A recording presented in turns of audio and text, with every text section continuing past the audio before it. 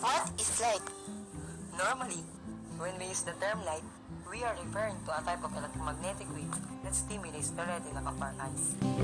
Light is a transverse electromagnetic wave that can be seen by humans. Light is energy that moves in a tiny particle known as a photon. Light waves are very similar to sound waves, but can be moved much faster. Light is electromagnetic radiation within a certain portion of electromagnetic spectrum. The word usually refers to visible light, which is visible to human eye and is responsible for the sense of sight. Electromagnetic waves are waves that are capable of traveling through a vacuum. Thus, light is a wave that can pass it into different medium or into vacuum or in a black space.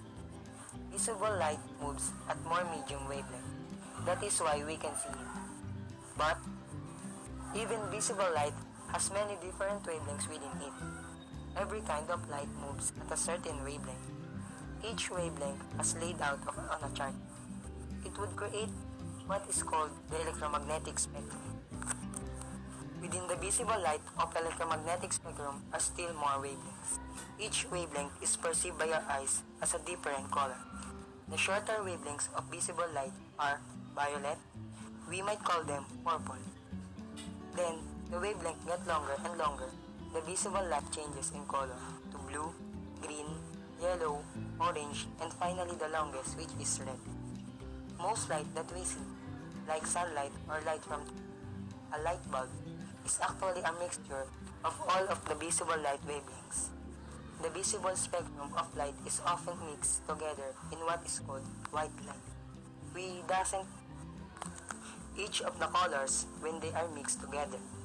In order for that to happen, something must separate the wavelengths into their various colors. This can happen in a rainbow. When light passes through the certain materials, such as water, droplets, from a storm or sprinkler, the light can be bent. If it bent just right, each of the different wavelengths can be seen, because the bending has to be just right. Something you won't see the full arc of the our rainbow. Some of it may be missing or even appear to be hiding inside of a cloud.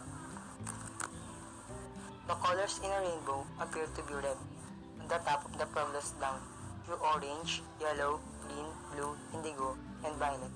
Violet is another word for purple.